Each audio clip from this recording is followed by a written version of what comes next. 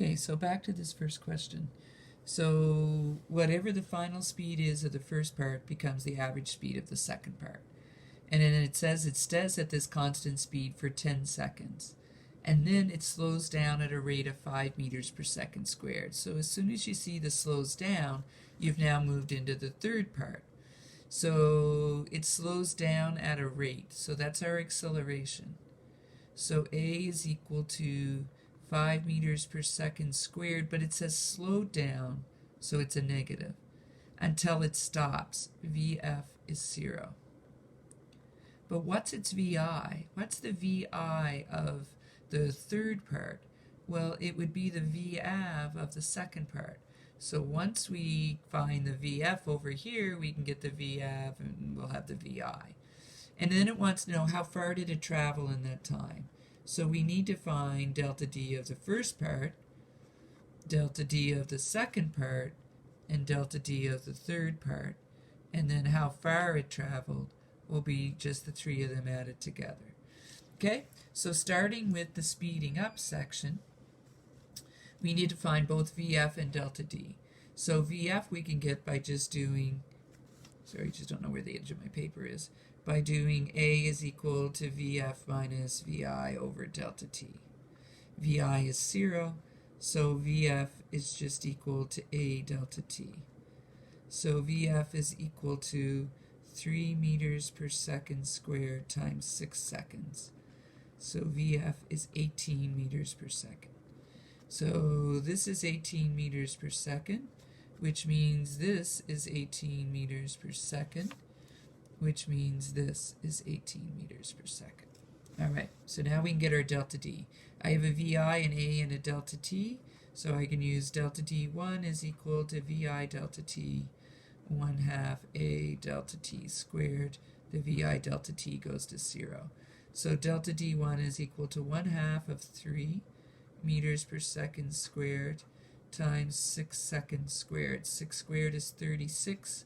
Half of 36 is 18 times 3 is 54 meters. So delta D1, 54 meters.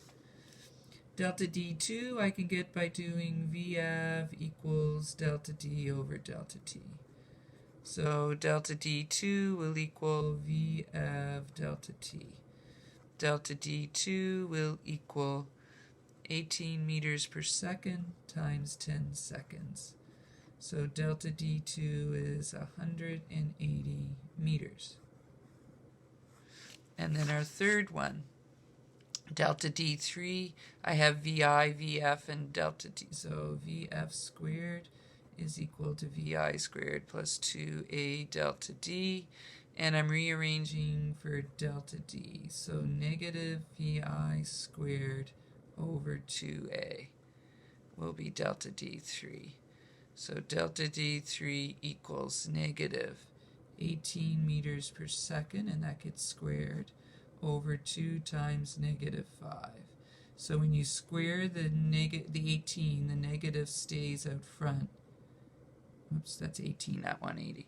118, and then they'll cancel. So 18 squared over 10, delta D3 is going to equal 32.4 meters. And so then the final answer, delta D total, is just equal to delta D1 plus delta D2 plus delta D3.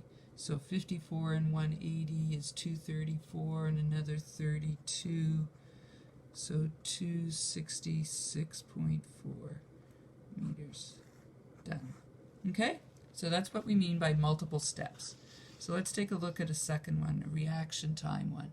So a car is traveling 20 meters per second and sees a deer 40 meters ahead on the road. It takes 0.5 seconds before the driver hits the brakes and slows down at a rate of 6 meters per second squared. So there are two parts to this. So again, traveling in a straight line. The first part is the reaction time, when you see the deer and it's like, oh, look, nice little deer on the road. And then it's like, oh, shoot, I should step on my brakes. So then there's the slowing down part. So in the reaction time, you're traveling at a constant velocity. You haven't touched the brakes yet. So you're traveling 20 meters per second. okay? And it says it takes 0.5 seconds before you realize you should touch the brakes. So that's your reaction time. Then you hit the brakes. So when you hit the brakes, your VI is the 20 meters per second you were going. It says that you slow down at a rate, so that's your A, and you're slowing down, so it's negative 6 meters per second squared. And it wants to know how far did you go before stopping, so VF is 0. Okay, well, you've traveled two separate distances. You've traveled part of the way while you were admiring the deer before you touched the brakes, and then you traveled another distance when you were slowing down. So first VAV is equal to delta D over delta T. So delta D1 is equal to VAV delta T. So 20 meters per second times a half a second. So before you even touch the brakes, you've traveled 10 meters. Now, in touching the brakes, you need to use VF squared is equal to VI squared plus 2A delta D, and you're solving delta D, VF goes to 0. So delta D is going to equal negative VI squared over 2A. So negative 20 meters per second squared over 2 times negative 6 meters per second squared. So negative 400 over negative 12. Delta D2 is going to be, I should be able to do that in my head, but I'll double check it, 33.3, repeating, meters. Okay, so how far did you travel in total? Just D1 plus D2. So 10 plus 33, you have traveled 43.3 meters. So the question said that you were 40 meters in total from the deer. So how far did you travel before stopping? 43.3. Did you hit the deer? Unfortunately, you would if the deer didn't move, so hopefully the deer moved. All right, example, whoops, wrong sheet. Example 3 on the back side. An object falling and one moving horizontally. So you have a tree, and you have a kitty in the tree. It's a stick kitty. Okay? And the kitty is 4 meters above the ground. And it says you are standing 6 meters away. So you're somewhere out here. How quickly must you accelerate in order to catch the kitty just before it hits the ground? So the two parts to the question, one is the kitten and one is you. The kitten is initially stationary. The kitten has 4 meters to fall. The kitten is going to accelerate at the rate of gravity. We don't know how long it takes the kitten to fall. You are standing, so your VI is also 0. You are standing 6 meters away. How quickly must you accelerate? You're looking for your A.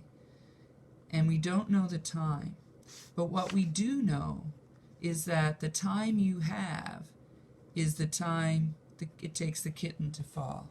So if you can find the time for the kitten, then you'll have your time.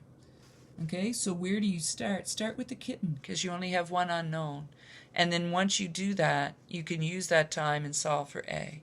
So delta D is equal to VI delta T, 1/2 A delta T squared. There's no VI, so T squared is equal to 2 delta D over A.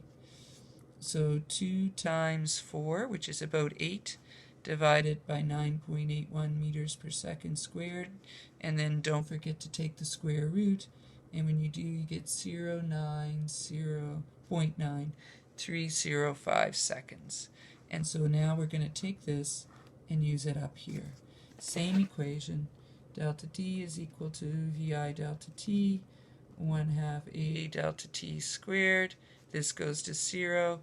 A is going to equal 2 delta D over T squared. Going to run out of time. 2 times 6 over that 0.90305.